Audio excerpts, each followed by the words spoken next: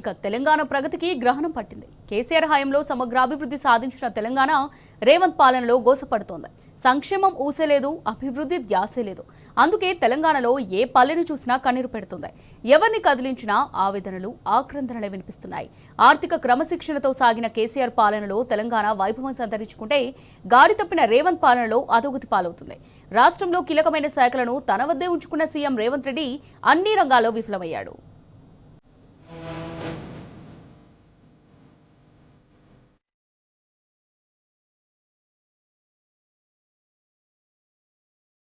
తెలంగాణ రాష్ట్రంలో కాంగ్రెస్ పాలన ప్రజలకు నరకప్రాయంగా మారుతోంది. రేవంత్ ఏలుబడిలో రాష్ట్రంలో అభివృద్ధి కుంటుపడింది. అయోమయం జగన్నాథమన్నట్టుగా తయారైంది. పేరుకు ప్రజాపాలన కానీ అన్ని నియంతృత్వ పోకడలే.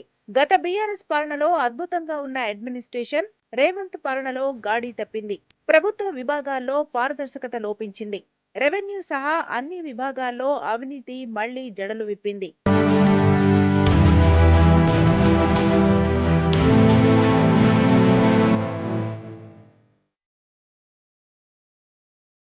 బీఆర్ఎస్ హయాంలో స్వర్ణయుగాన్ని తలపించిన సంక్షేమం ఇప్పుడు అటకెక్కింది. ఎన్నికలకు ముందు 6 గ్యారంటీలు, 420 హామీలిచ్చిన కాంగ్రెస్ అధికారం చేపట్టాక హామీలు అమలు చేయడంలో చేతులెత్తేసింది. అమ్మ ఒడి అటకెక్కింది. కేసీఆర్ కిట్లు మాయమైపోయినాయి. న్యూట్రిషన్ కిట్ల ముచ్చటే లేదు. రైతు భరోసాకు దిక్కులేదు. రైతు రుణమాఫీ పూర్తి స్థాయిలో అమలు కాలేదు. రుణమాఫీ కాని రైతులు ఆత్మహత్యలు చేసుకునే పరిస్థితి దాపురించింది. అయినా సర్కార్లో చలనం లేదు. ఆసరా పెన్షన్లు పెరగలేదు. ధాన్యానికి బోనస్ లేదు. చేనేత రంగంలో సంక్షేమ పథకాలన్నీ నిలిపివేసింది. రాష్ట్రంలో మళ్లీ చేనేత కార్మికుల ఆత్మహత్యలు, రైతు ఆత్మహత్యలు పెరిగిపోయాయి.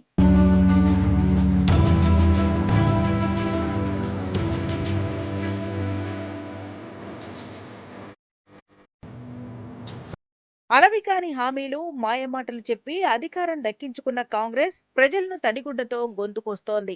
ఇచ్చిన హామీ ప్రకారం ఆసరా పెన్షన్లు పెంచాలని వృద్ధులు, వికలాంగులు, ఒంటరి మహిళలు ప్రభుత్వాన్ని నిలదీస్తున్నారు.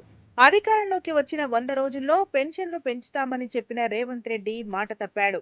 2 ఏళ్లు దాటినా పెన్షన్లు పెంచలేదు. కళ్యాణలక్ష్మి, షాదీ ముబారక్ పథకాల ముచ్చటే లేదు. కుల వృత్తులకు ఆసరాగా నిలిచిన పథకాలన్నీ కాంగ్రెస్ ప్రభుత్వం నిలిపివేసింది. ప్రజాపాలన పేరుతో ప్రగల్భాలు పలికి ఇప్పుడు ప్రజలకు నరకం చూపిస్తోంది.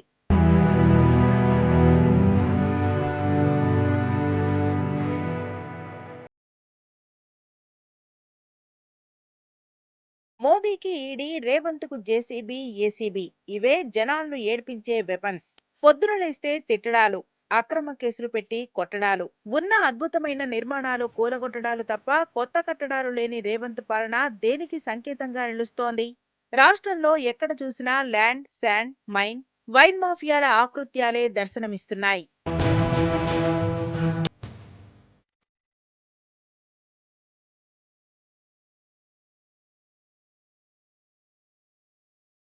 నీకు పరిపాలన చేత కాదు, మంచి పాలసీలు తయారు చేయరాదు, సంపద సృష్టించరాదు, ఇచ్చిన వాగ్దానాలు అమలు చేయలేదు, భూములను మాత్రం అమ్మకదొప్పాలని ప్రయత్నం చేస్తాను. ఎవరు జాగిరిది? ఎవరు జాగీరు? నువ్వు తోటమాలి లాంటివాడి మాత్రమే, 5 ఏళ్ల తోటమాలి లాంటివాడి మాత్రమే. 2 ఏళ్ళు అయిపోయినాయి. నువ్వేదో మొత్తం గుత్తేదారైనట్టు, తెలంగాణ అంతా నీ తాత జాగీరైనట్టు ఇక్కడ పడితే అక్కడ అమ్ముకునేటువంటి ఔచిత్యం రేవంత్ రెడ్డి నీకు ఎక్కడిది? నీ ప్రభుత్వానికి ఎక్కడిది? నీ క్యాబినెట్కి ఎక్కడిది? ఇది క్యాబినెట్లో చర్చించినవా? మను భూములు కావాలా అని చెప్పని క్యాబినెట్లో చర్చించినవా? 400 ఎకరాలు కావాలా హెచ్యూ భూములు అని చెప్పని మన్మాని నడుస్తా ఉందా ఇక్కడేమన్నా?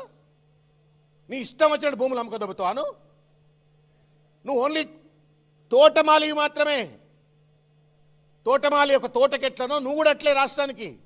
అప్రజాస్వామిక విధానాలను ప్రశ్నిస్తే వారిని బుల్డోజర్ పాలన పేరుతో అక్రమ కేసుల్లో ఇరికించటం మామూలైంది. జైలు పాలు చేయటం సర్వసాధారణంగా మారింది. పేదల, మేధావుల, చరిత్రకారుల, వైద్యుల అన్న పట్టింపు లేదు. కాంగ్రెస్ పాలనను వ్యతిరేకించే వారిపై అక్రమ కేసులు పెట్టడం, వారి ఇళ్లను బుల్డోజర్లతో కూల్చేయటం నిత్యకృత్యమైంది.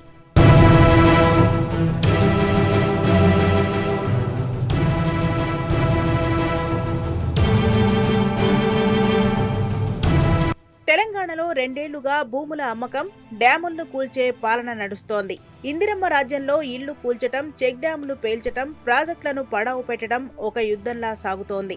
మార్పు పాలనల ముసుగులో విధ్వంసం జరుగుతోంది. ఇసుక మాఫియా, భూమాఫియా 3 పువ్వులు 6 కాయలన్నట్లుగా ప్రజాపాలన నడుస్తోంది.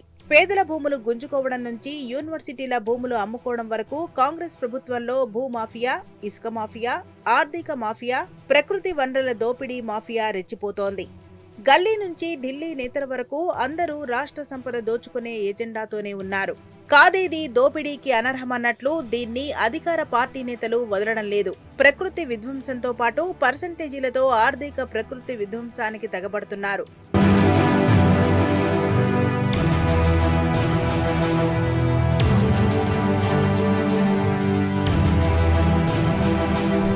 హైడ్రాతో పేదల ఇళ్లు కూల్చుతూ హైదరాబాద్ భూములను పాలకులు చెరబడుతుంటే, మరోవైపు వర్సిటీ భూములను లాక్కుంటూ ప్రభుత్వమే అధికారికంగా రాష్ట్రంలో భూమాఫియాకు తెరతీసింది. పాలకుడే రియల్ ఎస్టేట్ వ్యాపారి అయితే రాష్ట్రంలో ప్రజలు ప్రభుత్వ భూములు అమ్మడమే అతని ఏకైక ఎజెండా అవుతుంది. రేవంత్ వ్యవహారం చూస్తుంటే అదే అనిపిస్తోంది. ఇప్పుడు అమ్మడం, కొనడమే పాలకుడి విధానంగా మారింది. ప్రజల బతుకులు ఫ్లాట్లు, విల్లాలుగా మార్చి తెగనమ్ముతున్నాడు.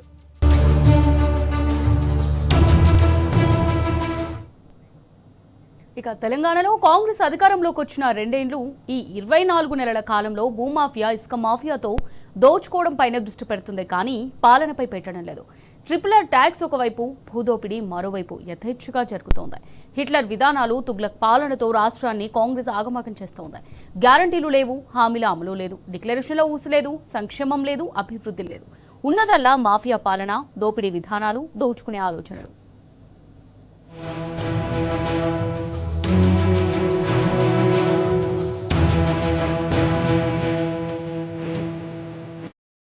తెలంగాణ రాష్ట్రాన్ని కాంగ్రెస్ ప్రభుత్వం రేవంత్ రెడ్డి చెరబడ్డాడు. ప్రజల ఆకాంక్షలను ఏమాత్రం లెక్క చేయకుండా నియంత పాలన చేస్తున్నాడు.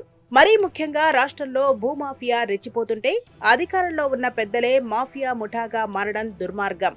గ్రామాల నుంచి రాజధాని వరకు, పాఠశాలల నుంచి ప్రపంచ ప్రఖ్యాతిగాంచిన యూనివర్సిటీ భూములపై ప్రభుత్వ పెద్దలు గద్దల్లా వాల్తున్నారు. రాబందుల్లా ప్రజలను పీకు తింటున్నారు. ప్రభుత్వ భూములను కబంధ హస్తాల్లో బంధిస్తున్నారు.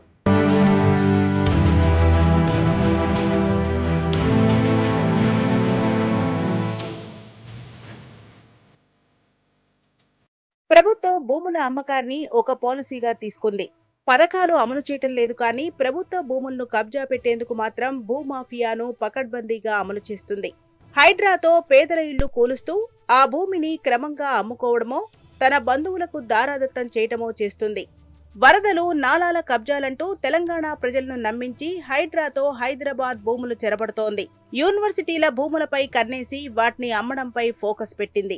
సంపద సృష్టించడం, దాన్ని ప్రజలకు పంచడం కోసం పాలసీలు కాకుండా ప్రభుత్వ భూములు, వర్సిటీ భూములను అమ్మకంపై పాలసీలు చేస్తుంది.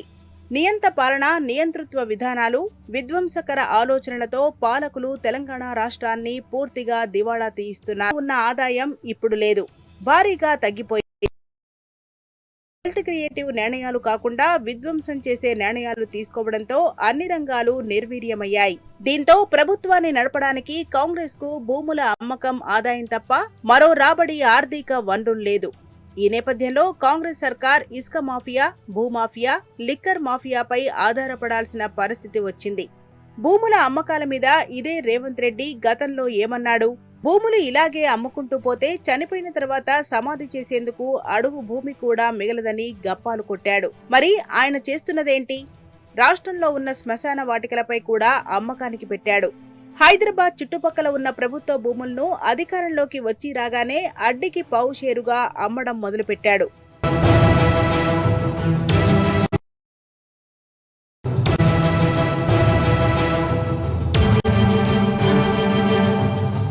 వాస్తవానికి అధికారంలోకి వచ్చిన వెంటనే తెలంగాణలోని యూనివర్సిటీల్లో భూములపై కాంగ్రెస్ ఫోకస్ పెట్టింది. వర్సిటీ నుంచి భూములను లాక్కునే ప్రయత్నాలు మొదలుపెట్టింది. ఆయా వర్సిటీల్లో faculty, teaching, non teaching, labs, మౌలిక సదుపాయాలు, విద్యార్థుల సమస్యలు, రీసెర్చ్ల పెంపుపై ప్రభుత్వం దృష్టి పెట్టలేదు కానీ వర్సిటీల భూములను ఎలా చెరబట్టాలి, ఎక్కడ కబ్జాలు పెట్టాలనే దానిపైనే నిఘా పెంచారు పాలకులు.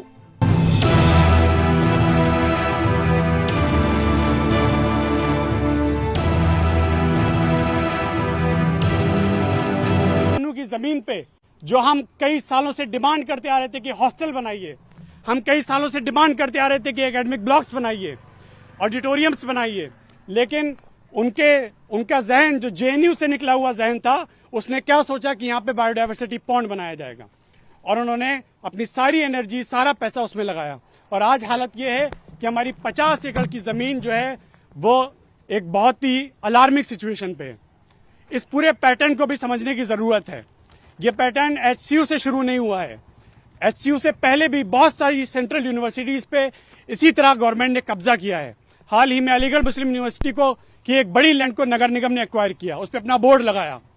तो ये सिर्फ मानू का मसला नहीं है, इसको आप लार्जर क्वेश्चन के तौर पे देखिए कि ये सरकार, चाहे स्टेट की सरकार हो, चाहे सेंट्रल की सरकार हो, चाहे कांग्रेस की सरकार हो या बीजेपी की सरकार हो, ये सब यूनिवर्सिटी लैंड को सिर्फ और सिर्फ कॉरपोरेट और रियल एस्टेट की नजर से देखते हैं कि हिंदुस्तान में पब्लिक एजुकेशन का आइडिया रेवेन्यू जनरेट करने का नहीं था। हिंदुस्तान में पब्लिक यूनिवर्सिटीज जब बनाई जा रही थी, जब ये मुल्क आजाद हुआ और यूनिवर्सिटी एजुकेशन कमीशन बना, उसमें ये बताया गया कि हमारा मकसद यूनिवर्सिटी एजुकेशन से रेवेन्यू जनरेट करना नहीं है। हिंदुस्तान की अकेली उर्दू सेंट्रल यूनिवर्सिटी को एक रियल एस्टेट की नजर से देख रही है और इसको एक्वायर करना चाहती है। आप क्या बनाना चाहते हैं? और हम स्टेट गवर्नमेंट को भी ये आगाह करने आए हैं कि अगर इस यूनिवर्सिटी की तरफ आप रियल एस्टेट की और कॉरपोरेट की नजर से देखेंगे तो आपको उसी तरह के एहतजाज का सामना करना पड़ेगा जिस तरह के एहतजाज का सामना आपने हैदराबाद सेंट्रल यूनिवर्सिटी में किया था। కాంగ్రెస్ అధికారంలోకి వచ్చి రాగానే నగరంలో పేదల భూములపై పడ్డారు. హైదరాబాద్ శివారులో ఉన్న ప్రభుత్వ భూములను కాంగ్రెస్ నేతలు చెరబట్టారు. ఆ తర్వాత ఏకంగా హైదరాబాద్ సెంట్రల్ వర్సిటీ భూముల్ని కబ్జా పెట్టి తన అమ్మకానికి పెట్టారు. రాత్రికి రాత్రే హెచ్సియు భూముల్లోకి వందల బుల్డోజర్లు పంపించి అడవులు, చెరువుల కుంటలను పూడ్చేసి వందల ఎకరాల్లో చెట్లను నరికేసి ప్రకృతి విధ్వంసానికి, పర్యావరణ వినాశనానికి పాల్పడ్డారు. అంతేకాదు, హైదరాబాద్ సెంట్రల్ యూనివర్సిటీలో ఉన్న విలువైన రేర్ మొక్కలను, ఆయుర్వేదిక మూలాలున్న మొక్కలను కాంగ్రెస్ ప్రభుత్వం నేలమట్టం చేసింది. ఏకంగా ప్రైవేటు బ్యాంకులో కుదవబెట్టిన వేల కోట్ల అప్పు తీసుకొచ్చింది. విద్యార్థుల పోరాటం, దానికి బీఆర్ఎస్ సంఘీభావం, సుప్రీంకోర్టు జోక్యంతో ప్రభుత్వం వెనక్కి తగ్గాల్సి వచ్చింది. అడవులను వెంటనే పునరుద్ధరించకపోతే చీఫ్ సెక్రటరీని జైల్లో వేస్తామని కోర్టు ఘాటు హెచ్చరికతో ఉపసంహరించుకుంది. ఇక హైదరాబాద్ సెంట్రల్ యూనివర్సిటీ భూముల అమ్మకంలో ప్రభుత్వం కుట్రలు భంగం కావడంతో రేవంత్ కన్ను మరో యూనివర్సిటీ భూములపై పడింది. హెచ్సియు భూములను అమ్మి తన మిత్రులకు కట్టిపెట్టాలనే ఆలోచనలు న్యాయస్థానం జోక్యంతో బూమరాంగ్ కావడంతో మరో జాతీయ వర్సిటీ భూములను చెరపట్టాలనుకున్నాడు.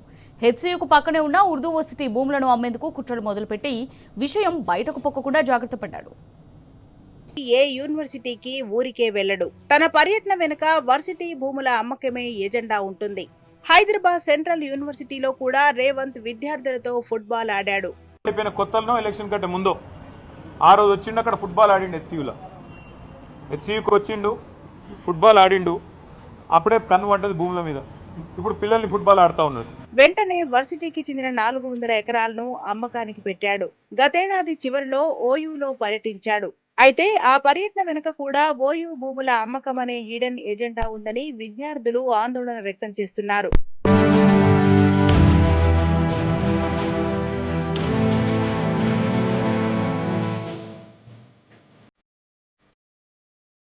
ఓయూ పర్యటన సందర్భంగా 1000 కోట్ల జీవో అయితే ఇచ్చాడు గాని వర్సిటీ భూముల రక్షణ, సర్వే, ఫెన్సింగ్ వంటి విషయాల గురించి మాట్లాడలేదు. విద్యార్థులు, ప్రొఫెసర్లు అడిగిన వర్సిటీ భూముల పరిరక్షణపై సీఎం భరోసా ఇవ్వలేదు. అంటే దాల్మే కుచ్కాలా అని విద్యార్థుల్లో చర్చ జరుగుతుంది. హెచ్సియు వెళ్లి అక్కడి భూములు అమ్మకానికి పెట్టినట్టే ఓయూ వచ్చిన సీఎం తమ భూములు కూడా అమ్మకానికి పెడతాడేమోనని విద్యార్థులు అంటున్నారు.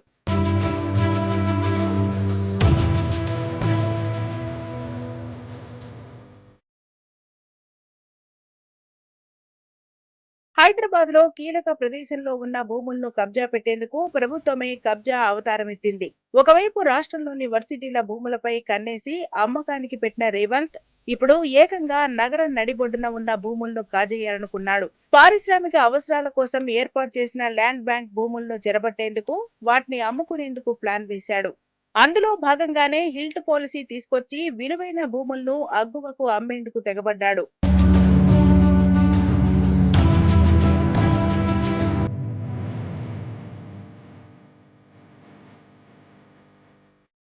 ప్రభుత్వ భూమి ఆక్రమణలు, నాలాల కబ్జాల పేరుతో హైడ్రాతో పేదల ఇళ్లు కూల్చుతూ విస్తృత ప్రజల ఆమోదం కోసం వరదలనే సాకును చూపెట్టింది. కాలుష్యం పేరుతో నగర ప్రజలను భయభ్రాంతులకు గురి చేస్తూ పారిశ్రామిక వాడల్లోని భూములను అమ్మకానికి పెట్టే ప్రయత్నం చేశాడు. పొల్యూషన్ పేరుతో 10,000 ఎకరాల భూమిని దోపిడీ చేసే ఎజెండాతో హిల్ట్ పాలసీ తీసుకొచ్చాడు.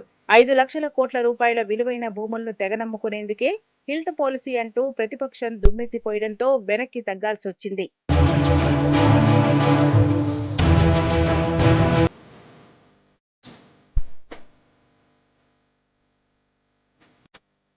రేవంత్ సూక్తులు మహనీయులను మించుతున్నాయి. ఆచరణ మాత్రం ఆర్థిక ఉగ్రవాదిలాగా హిట్లర్ను మించిన నియంతలా ఉంటాయి.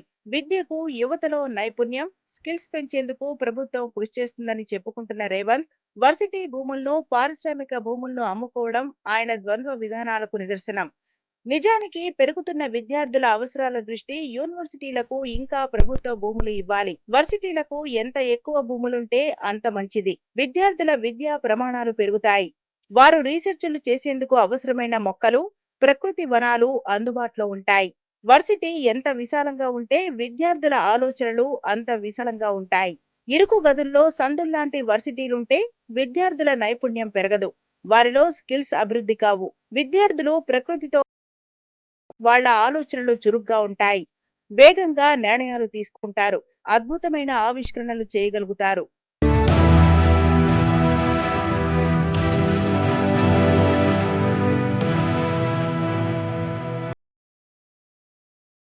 आज यूनिवर्सिटी की जमीन पर 50 एकड़ जमीन पर एक रियल एस्टेट का बिजनेस करने वाला चीफ मिनिस्टर यहां पर निगाहें डाल रहा है ताकि पीछे वाले बैक गेट से उस पूरे रोड का यूटिलाइजेशन करके वो यहां दूसरी तरह की चीजें कर सके।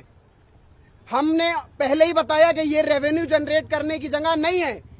यूनिवर्सिटीज और कैंपस इंसान बनाते हैं, अच्छे करते हैं। तुम यहाँ अपनी बिजनेस की निगाहें मत डालो। आप हुकूमत में आए हैं तो लियोनेल मेसी के साथ फुटबॉल खेलिए। यहाँ की जमीन पर इस तरह की निगाहें मत डालिए। आपसे यहाँ के मसाइल नहीं हल हो रहे तो आप अपनी टीम के साथ वो काम करना चाहते हैं जो दूसरे लोग कर रहे हैं। एक बात और कहूंगा, हाथ में संविधान लेकर के की दुकान खोलने वाले, अल्पसंख्यकों के रक्षक खुद को बताने वाले, एचसीयू में जब हमला होता है तो लबों पर ताले पड़ते हैं। मानू पर जब शोकॉज आता है तो मोहब्बत की दुकान नहीं खुलती है।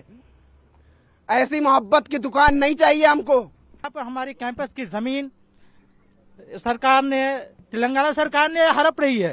इसलिए मैं अपने आवाज को, अपनी हक की आवाज को बुलंद करने के लिए, ये हुकूमत को ये बताने के लिए कि हम मुर्दा नहीं है, आज भी जिंदा है। और इसी बात पर हम यहाँ पर हमारे मानो के तलबा इस बात यहाँ पर जमा होकर इस बात की शायद गवाह है कि हम यहाँ पर जिंदा है। आपको 1 इंच भी नहीं, 50 एकड़ की बात क्या कर रहे हो, 1 इंच भी हम नहीं दे सकते। కానీ ఈ రేవంత్ చేస్తున్నదేమిటి? ఒకవైపు ఫ్యూచర్ సిటీలో 100 ఎకరాలు ప్రైవేట్ వర్సిటీలకు భూములిస్తూ, మరోవైపు నగరంలో ఉన్న ప్రధాన వర్సిటీ భూములు అమ్మకానికి పెట్టాడు. కాంగ్రెస్ ప్రభుత్వం ద్వంద్వ వైఖరికి ఇది నిదర్శనం కాదా? యూనివర్సిటీలకు మరిన్ని భూములిచ్చి రక్షించాల్సింది పోయి ఉన్న వాటిని అమ్మడం రేవంత్ రియల్ ఎస్టేట్ రాజకీయాలకు బెస్ట్ ఎగ్జాంపుల్.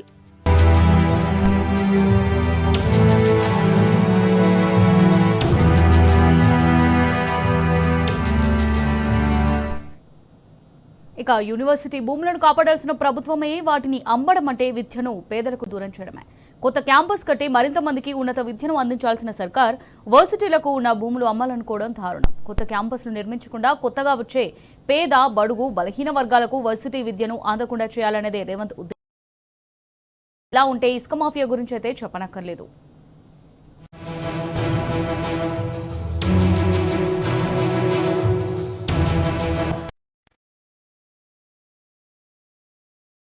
యూనివర్సిటీల భూములు అమ్ముకుంటూ పోతే క్యాంపస్ లో విద్యా ప్రమాణాలు ఎలా పెరుగుతాయి?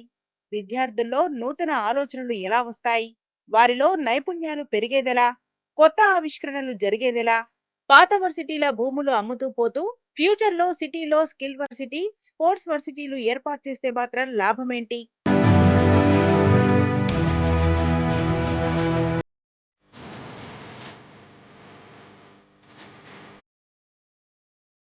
యూనివర్సిటీ భూముల అమ్మకంపై కాంగ్రెస్ ఆలోచనలు ఇలా ఉంటే ఇక ఇసుక మాఫియా గురించి చెప్పక్కర్లేదు.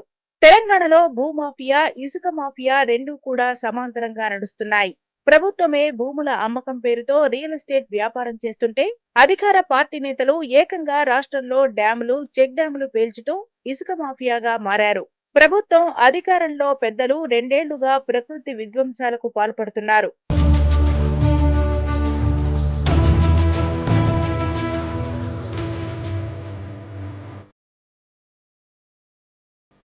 హైదరాబాద్ లో లంగ్ స్పేస్ లు లేకుండా చేస్తూ వర్సిటీ భూములను విధ్వంసం చేస్తుంటే చెక్ డ్యాంలు పేల్చుతూ పర్యావరణ సమతుల్యతను దెబ్బతీసేలా ఇసుక మాఫియా రెచ్చిపోతోంది. భూమాఫియా అయినా, ఇసుక మాఫియా అయినా ప్రభుత్వం ప్రత్యక్షంగా, పరోక్షంగా నడిపిస్తున్న దోపిడీనే. కాంగ్రెస్ ప్రభుత్వ 2 ఏళ్లలో రాష్ట్రం ఆర్థిక విధ్వంసానికే కాదు, పర్యావరణ ప్రకృతి విధ్వంసానికి కూడా గురవుతోంది. ఇది ఇందిరమ్మ రాజ్యం కాదు, మాఫియా రాజ్యం.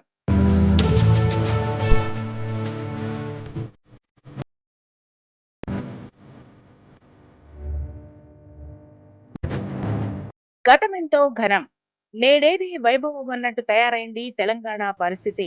2 ఏళ్లలోనే సీన్ మొత్తం మారిపోయింది. అంతా రివర్స్ అయిపోయింది.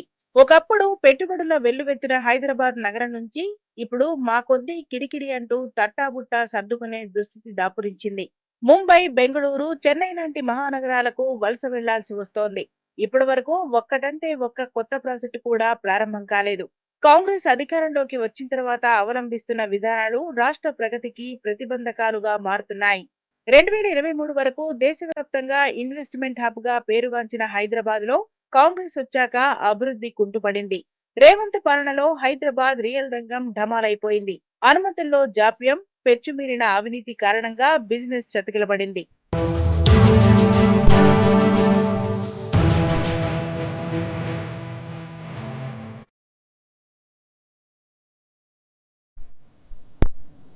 రేవంత్ ఏది మాట్లాడినా, ఏం చేసినా, ఏది చేయకపోయినా దాని వెనుక ఒకే ఒక మిషన్ ఉంటుంది. అదే కమిషన్. తను నడిపిస్తున్నది ప్రజాపాలన కాదు, అరాచక పాలన. ప్రజా సమస్యలను గాలికొదిలేసి వ్యక్తిగత ఎజెండాను భుజానికెత్తుకున్న గుంపు మేస్త్రి తమ వాళ్ళ బొకసాలు నింపే పనిలో పడ్డాడు. అభివృద్ధిపై ధ్యాస లేదు, సంక్షేమంపై సోయి లేదు. స్కామ్ గ్రెస్ గా మారిన కాంగ్రెస్ పార్టీలో ఉంటూ అందినంత దండుకుంటున్నాడు. ఇంకోసారి పదవి వస్తుందన్న నమ్మకం లేకపోవడంతో దీపం ఉన్నప్పుడే ఇల్లు చక్కబెట్టుకుంటున్నాడు. 2 ఏళ్లలోనే కుంభకోణాల కుంభమేళాను జరిపిస్తున్నాడు. కానీ సమయం అనేది ఒకటి ఉంటుంది. అది వచ్చినప్పుడు ఎవ్వరూ దాన్ని ఆపలేరు కూడా. ఇది వాళ్ళ స్పెషల్ ఫోకస్. నమస్తే.